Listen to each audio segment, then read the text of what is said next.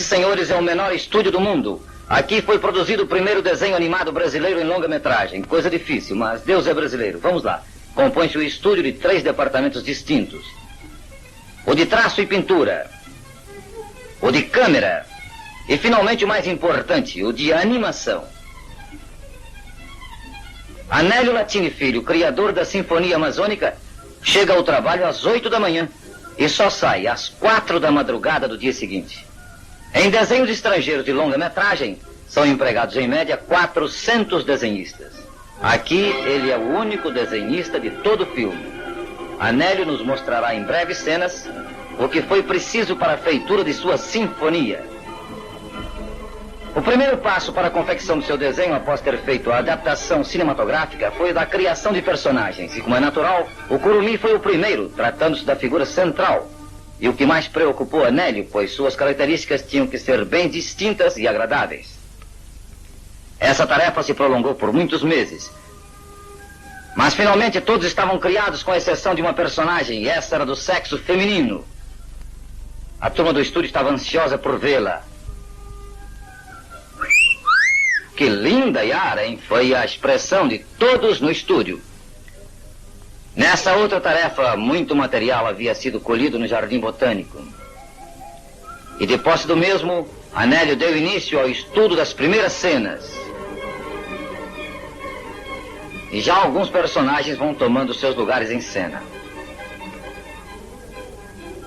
Alguns cenários de importância foram, por sua vez, também esboçados. Esses estudos preliminares estão sujeitos a modificações constantes, até que satisfaçam e componham as ideias originais.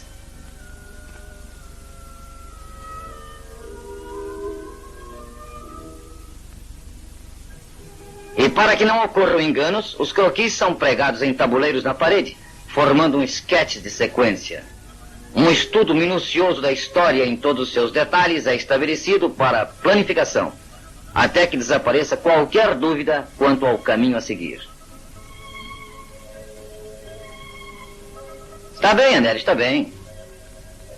Agora uma fase importante, a da música. Isto vai dar trabalho. Vamos fumar bastante. Algumas músicas são do repertório clássico internacional e tiveram que ser gravadas especialmente para o filme. O material é deficiente do tempo dos nossos avós, mas quando se tem força de vontade, tudo se consegue. Seguindo a história e com base na música, Anélio vai preparando e muitas vezes acrescentando detalhes à sequência, sem que se perca, no entanto, o caráter folclórico da história.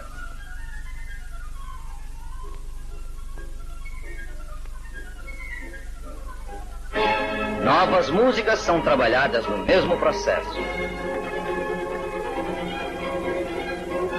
Nos croquis principais, os compassos vão sendo anotados na margem em forma toda especial. Estes servirão de guia para a ação a se desenrolar.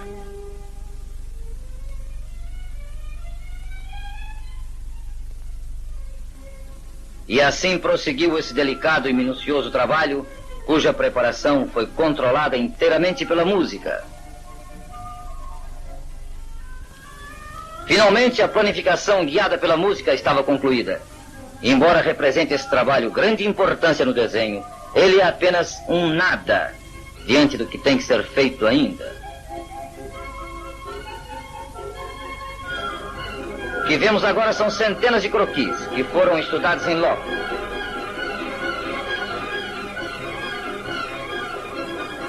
Representam eles vários animais com todas as suas características de movimento, e seus costumes foram anotados e catalogados à parte. Todas essas informações são necessárias, diz Anélio, para que novos croquis sejam esboçados com absoluta segurança. Já agora as cenas são traçadas definitivamente pela planificação e seu trabalho regulado. Os gestos mais insignificantes não podem ser tratados com indiferença, como também o ângulo de vista da ação. No quadro de esquete, os croquis antigos são traçados de acordo com os novos para um exame final. E mais uma tarefa é concluída. Agora uma fase importantíssima da produção. A da sincronização. Os personagens devem se mover no andamento da música. E para tal, teve Anélio de inventar essas folhas de sincronismo de manejo complicadíssimo. Com base na partitura, os compassos, com seus valores, vão sendo lançados nas folhas. Os termos musicais são transformados em números. E como a velocidade do movimento da ação deve ajustar correta com o espaço musical, cada movimento do personagem vai sendo calculado juntamente com a correspondência na fase musical. E só depois de toda a música calculada é que Anélio pode entrar na animação. Essa turma vai se mexer daqui a pouco. Toda a turma de atores e atrizes do estúdio estava a postos, aguardando cada um o momento de entrar em cena. Agora a fase mais importante do desenho, a animação. As cenas vão sendo animadas, e só agora é que os personagens vão ganhando vida e movimento. Esta fase é que fará da película um triunfo ou um fracasso. Cada animação concluída é folheada para se verificar a naturalidade do movimento. E o trabalho prossegue, às vezes de maneira curiosa, como esta que vamos apreciar aqui.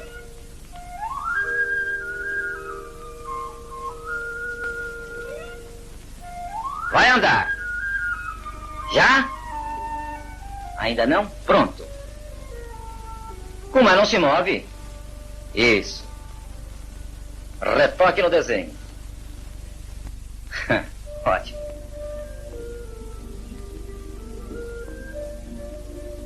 São milhares de desenhos para esses movimentos aparentemente insignificantes.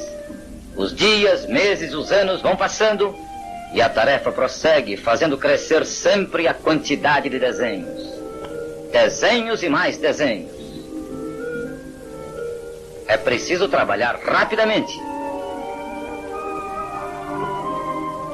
Anélio Latini está representando aí os 400 desenhistas usados normalmente em filmes de outras terras. Cresce sempre a quantidade de desenhos. Mais e mais e mais e mais. Os anos se passam.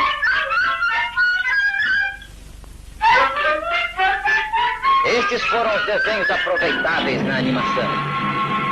E se verificamos todos os desenhos feitos para o filme, a soma atingirá o total de 500 mil desenhos, numa extensão de 180 quilômetros, se unidos uns aos outros, e pesando um total de 2.640 quilos, ou seja, 2 toneladas e 640 quilos.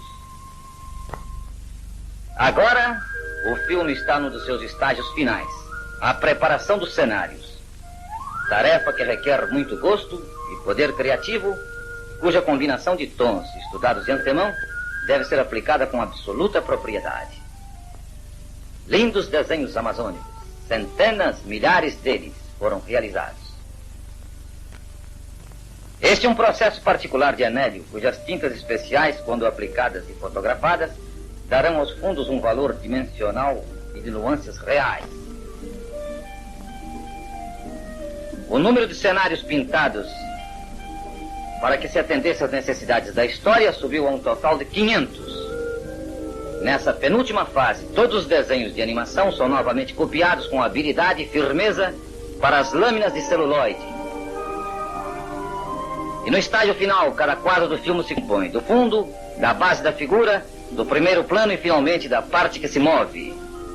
A lâmina de vidro desce e comprime os celuloides. Esse processo se repete sempre em cada quadrinho do filme escuro. Agora, meus senhores, Anélio Latini vai assistir finalmente o resultado de todo o seu trabalho. E nós também aqui da sala de espetáculos.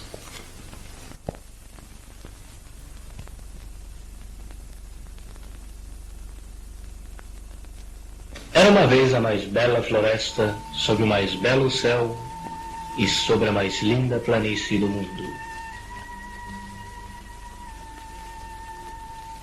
A natureza esperava ainda as aves e os outros animais. A Amazônia acabava de ser criada.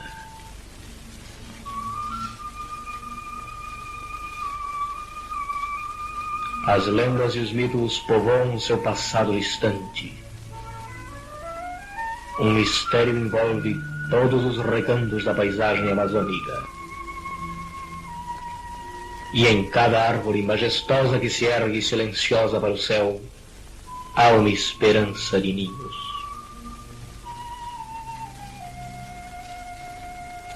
A terra está úmida ainda, pois surgiu do fundo das águas como um milagre feérico. A paisagem da Amazônia é um poema lendário, escrito pela própria natureza. E há na sua grandeza uma ressonância sinfônica de ritmos jamais ouvidos.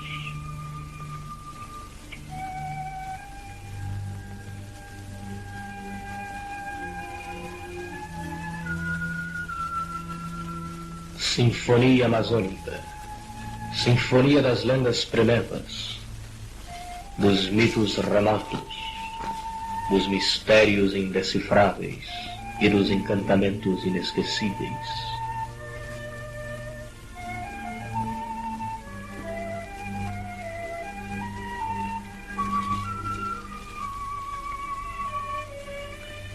Este é o mundo amazônico. O mundo desconhecido, mas cheio de belezas e de fascínios quase intangíveis.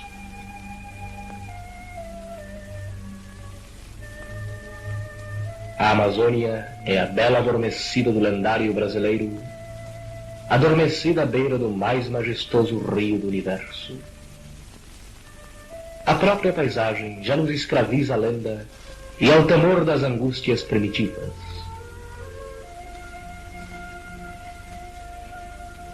A beleza, no entanto, acompanha-nos a esse vale privilegiado, onde a mais densa floresta da América viceja e floresce.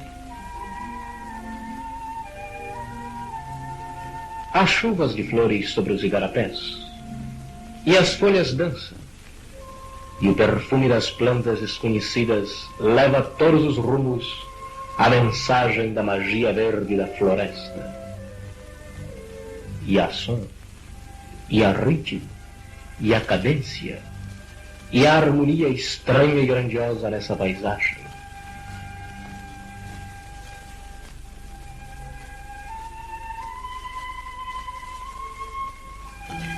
É a sinfonia amazônica, pagã e divina, na sua grandeza celeste e infernal.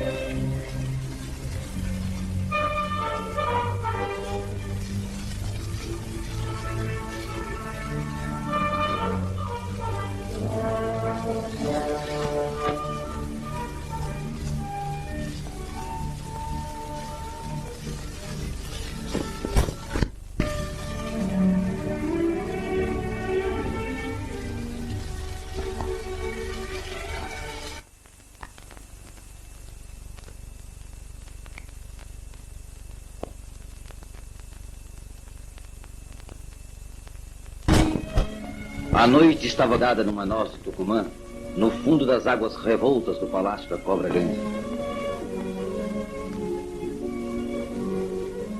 Um dia, o filho do Sol, jovem chefe de tribo, apaixonou-se pela filha da Cobra Grande, uma formosa cabocla, e com ela queria casar.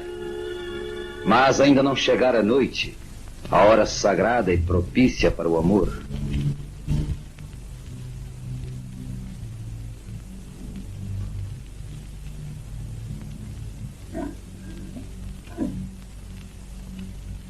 Ela reclama pela noite que não vem. Realmente há um escândalo de luz brilhando no céu e se refletindo nas águas paradas do Igarapé.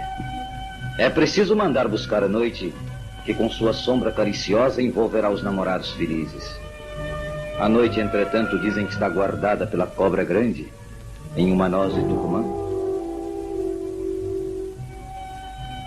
O filho do Sol tinha 3 escravos fiéis e vai ordenar aos guerreiros que sigam para o Palácio das Águas e tragam de lá a desejada noite, guardada pela Cobra Grande, sua futura sogra.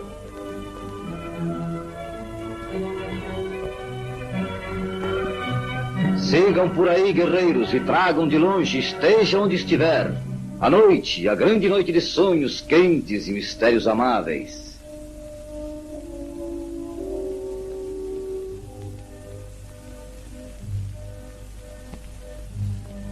Por sobre o Igarapé que se espraia em braços longos pelo seio da floresta, com suas águas de chuvas retidas e estagnadas, desliza o impulso de remadas seguras, alvados 3 guerreiros que em ação de comando seguem para trazer a noite ao filho do sol.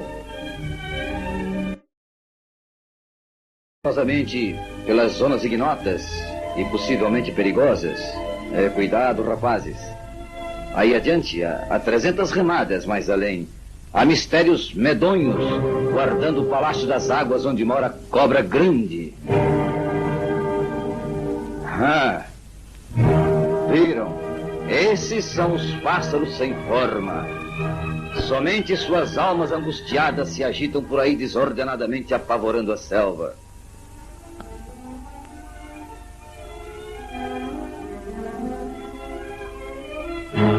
A situação não está boa não, primo.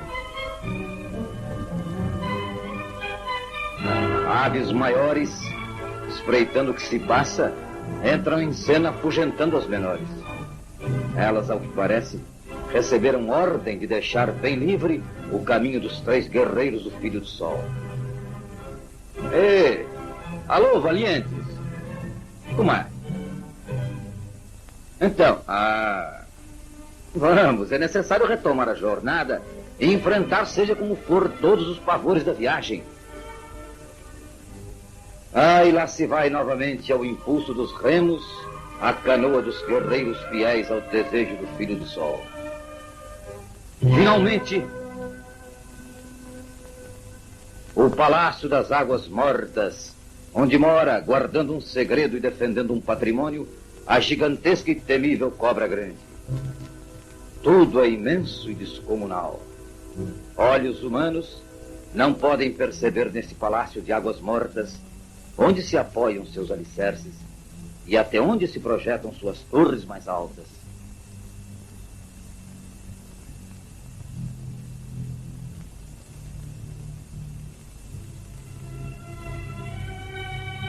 O mato aí faz medo, mas medo aí é mato.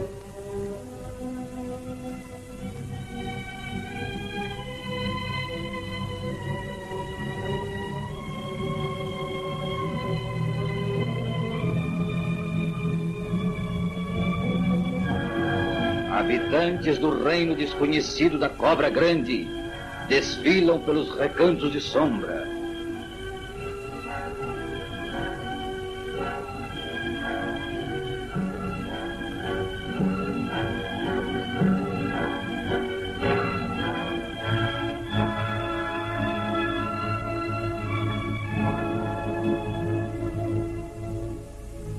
E eis que de repente agitam-se numa estranha ebulição as águas tranquilas do manso Igarapé.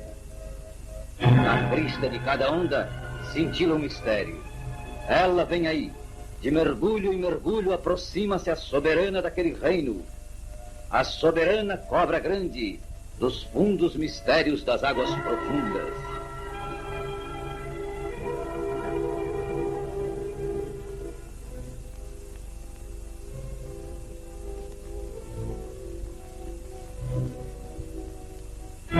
Os guerreiros que ousaram avançar pelas fronteiras do mistério e devassar o reino de uma tão poderosa rainha serão punidos pelo crime de invadir, com a morte, castigo de invasores. Mas o medo é por vezes um grande diplomata. Eles medrosamente explicam: sua filha, excelentíssima senhora, ama o nosso chefe e é por ele eternamente amada. Os dois lhe pedem, excelentíssima senhora, que Vossa Excelência, Vossa Alteza, Vossa Majestade lhes mande a noite para o seu amor. Sabendo que dará felicidade para sua filha, a cobra grande mergulha para o fundo das águas, buscando lá embaixo a noz de Tucumã, e ressurge trazendo a maravilhosa semente. Maravilhosa? Maravilhosa. Nem tanto. Parece uma noz igual às outras, vocês verão? Mas a cobra previne severamente: não abram esta noz de Tucumã. Se o fizerem, serão castigados sem piedade. E as coisas se transformarão. E as almas terão corpo. E o mundo será dividido em dois.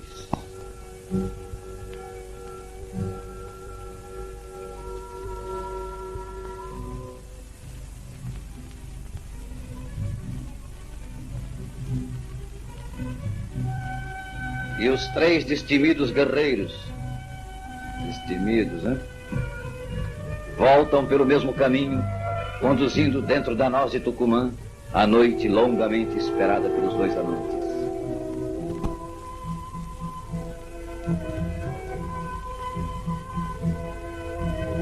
Mas será que dentro de uma coisinha tão pequena poderá haver complicações tão grandes? Cruz credo! Que vem a ser isso agora? Dizem que as mulheres são muito curiosas. Entretanto, certos pequenos guerreiros valentes gostam de imitar as mulheres nesse sentido. Que será? Como será? Que acontecerá? Hein?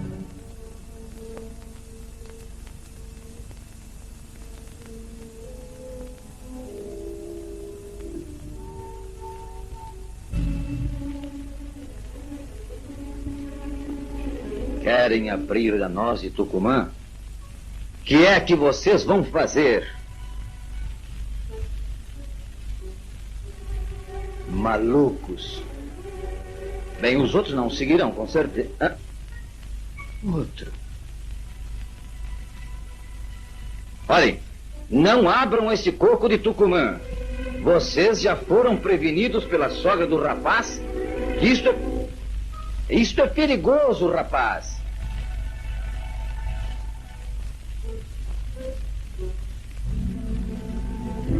Lá estão eles, abrindo a noz de Tucumã, com certeza. Vamos ver de perto. O que estará acontecendo?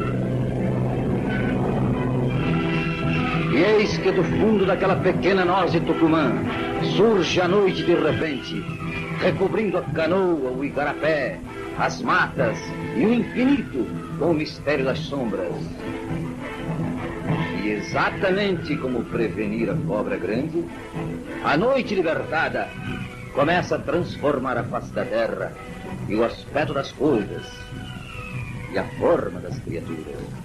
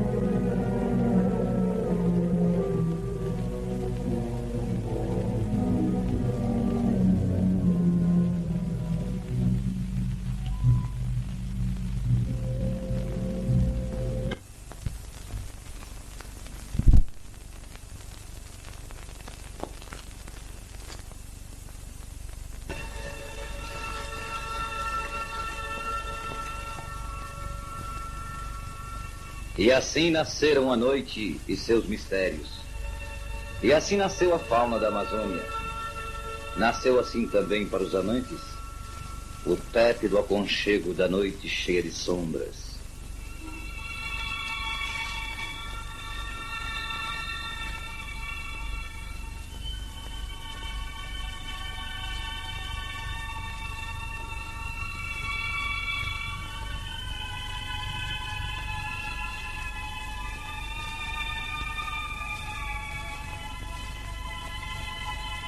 Cintilaram no céu as primeiras estrelas. Sua luz se refletia nos olhos redondos das primeiras aves noturnas.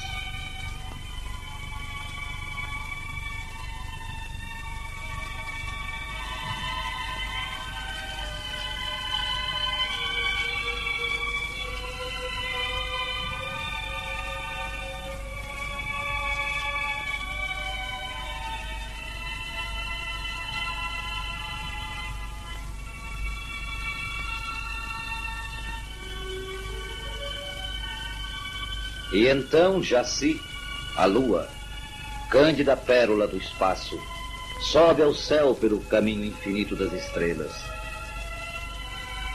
Segundo a lenda dos índios, que reflete uma verdade da ciência positiva, a luz da lua é uma esmola do sol, o rei do espaço, para que se iluminem à noite as veredas escuras da floresta.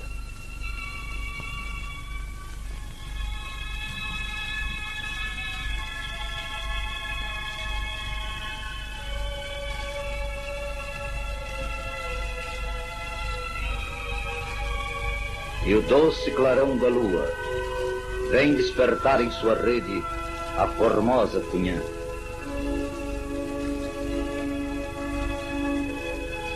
Ela sai em busca do bem-amado.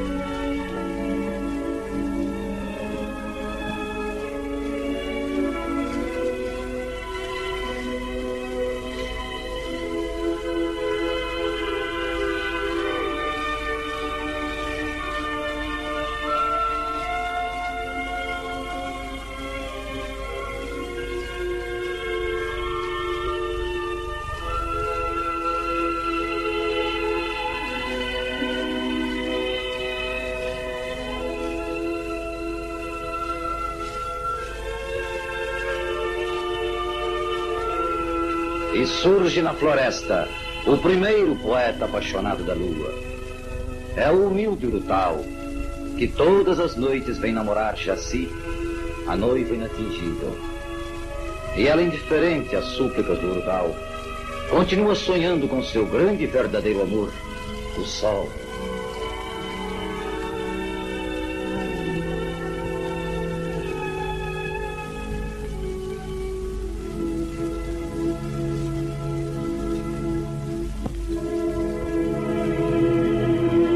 Há muito e muito tempo, a lua era noiva do sol, que com ela queria se casar. Mas a verdade é que tal união seria o fim do mundo. O amor ardente do sol queimaria a terra e faria evaporar as águas. Separaram-se então por determinação de Tupã, o Todo-Poderoso. A lua para um lado, o sol para outro. Nunca mais se encontraram. Um cintilava para o dia, outro velava para a noite. E nessa noite, contemplando na terra o amor de dois jovens, a lua mais do que nunca se sentiu saudosa do sol. E a lenda dos índios revela que a lua, magoada e desiludida, começou a chorar. Suas lágrimas foram caindo, seguidas, nas águas tranquilas do Igarapé. Vendo de longe a bem-amada em prantos, chora também o urutau apaixonado. E as lágrimas da lua e do poeta urutau foram fazendo crescer em volume e em calor as águas do Igarapé.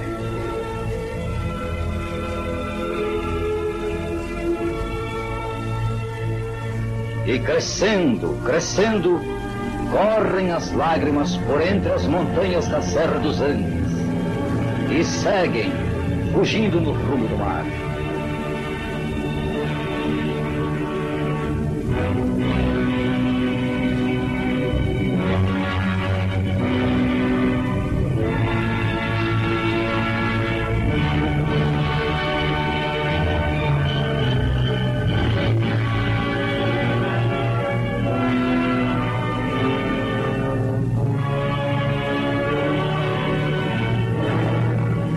Foi assim, do pranto da lua e do choro do urutau, que nasceu o Amazonas, o Rio das Maravilhas, cujas águas refletem a paisagem mais grandiosa do mundo e carregam a poesia selvagem mais bela de todos os tempos.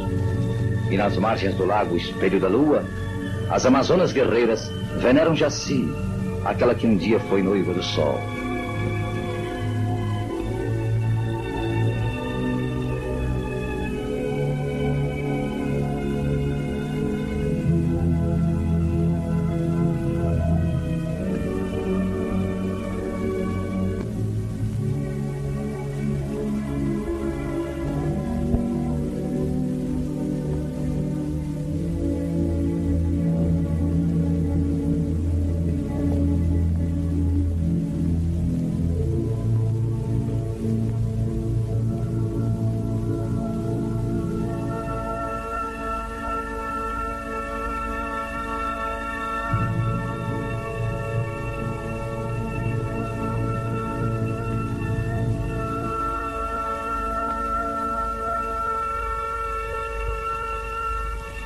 Todas as noites, entretanto, há sempre um urutau sonhador namorando a lua da Amazônia. Há sempre um urutau desesperado, tentando um voo na direção do infinito, buscando alcançar Jaci, a namorada inatingível.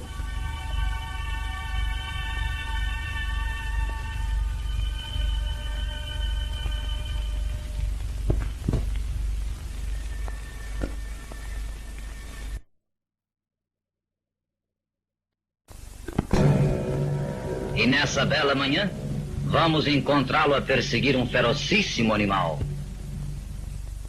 Ah, é o curumi, irrequieto e sempre a cata de aventuras.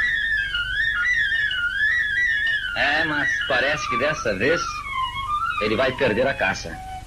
Entre lá, curumi. Então, nada. Paciência. Aparece outra caça daqui a pouco. Opa! O quê? Não vai me dizer que vai caçar um bicho com pata desse tamanho? Não, nada. Isto é pinto pra mim. Olha que o bicho tem patas enormes, curumi. Você vai viver uma aventura perigosa. Cuidado, hein? Cuidado. Hã? Curumi! Fuja! Fuja depressa! Isso! Isso mesmo! Mas onde vai você com essa velocidade toda, rapaz? Vou ali!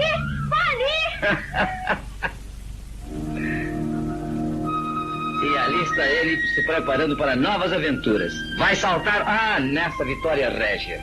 Cuidado, porque nesse canto de rio mora o boto, que é um bicho muito feio. E vai errar o pulo... não, acertou. Alegre, né? Alegre por enquanto, porque daqui a pouco aparece o boto e... Olá, curumi. Vem comigo, vamos dar um passeio rio abaixo.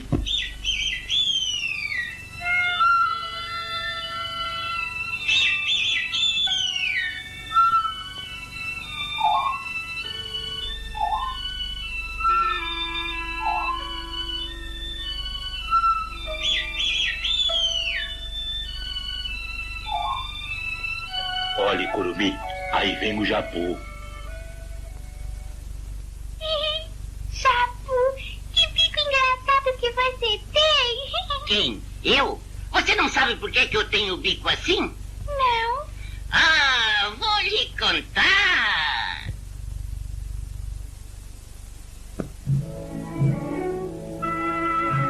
Antigamente não havia fogo na terra. Ah! Naquele tempo, Curumim, eu antes de ser pássaro, era guerreiro de uma valente tribo. Bons tempos aqueles.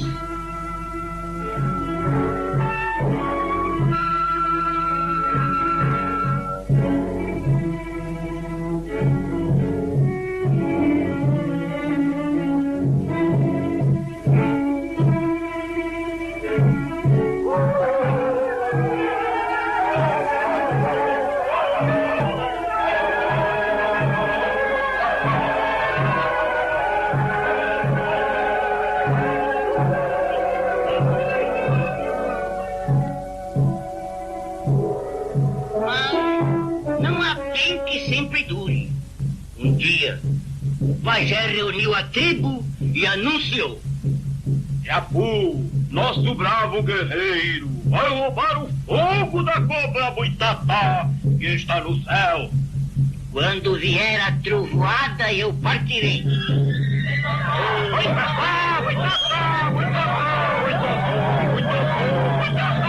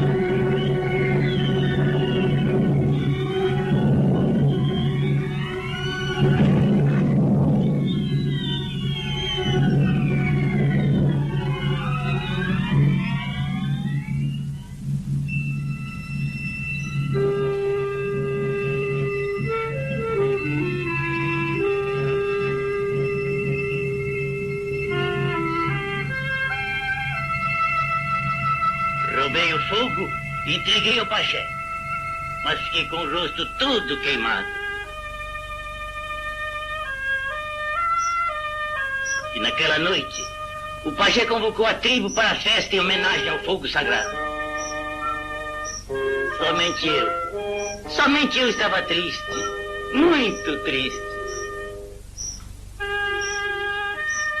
E quando Jaci nasceu grande no céu, a festa começou.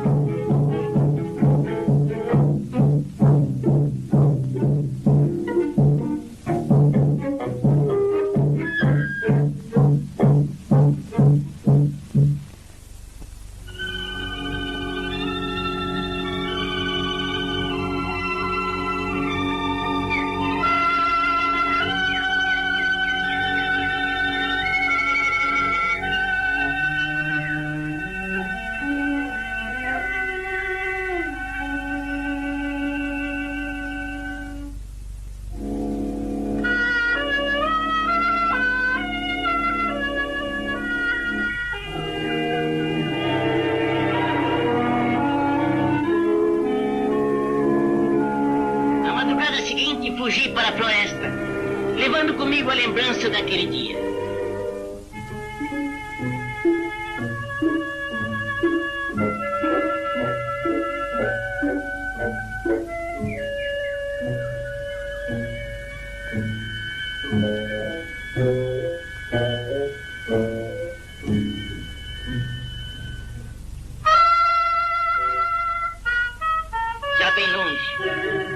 Da floresta, sentei-me num toco de pau.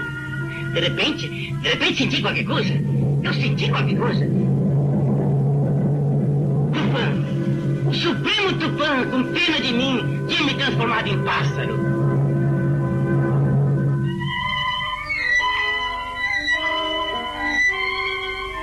E é por isso, Curumim, que eu tenho o bico assim da cor do fogo. Mas eu estava feliz. Muito feliz. E até arranjei casa e família. Bem, agora adeus. Adeus, meus amigos. Adeus, adeus, adeus, amigos. Adeus, adeus.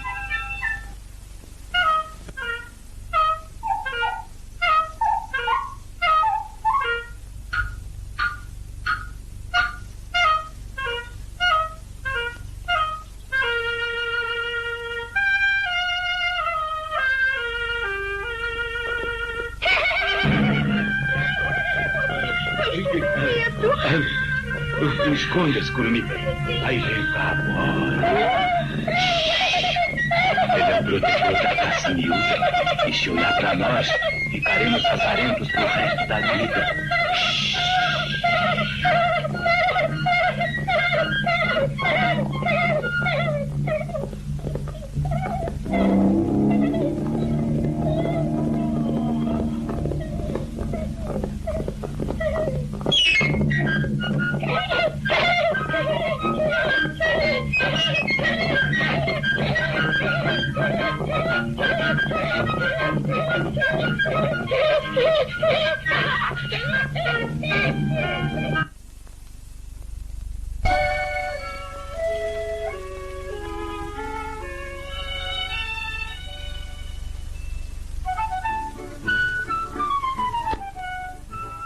Quem é, Poto?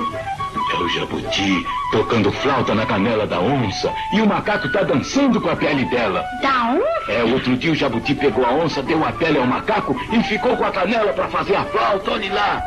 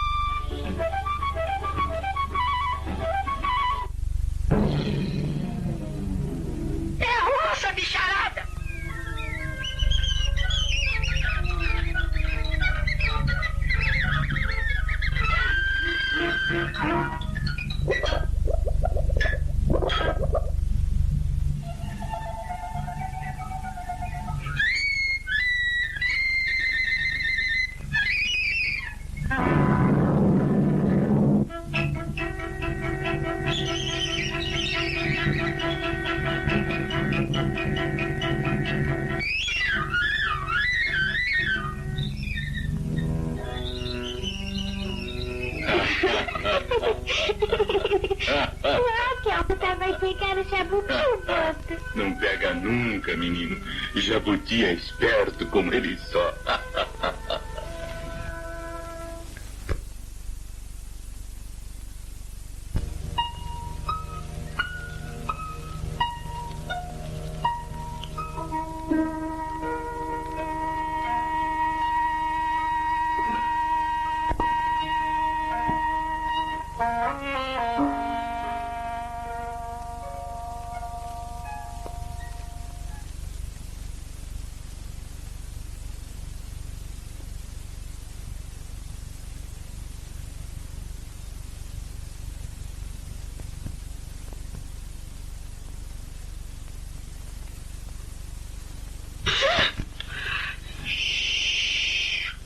É aqui que ela mora.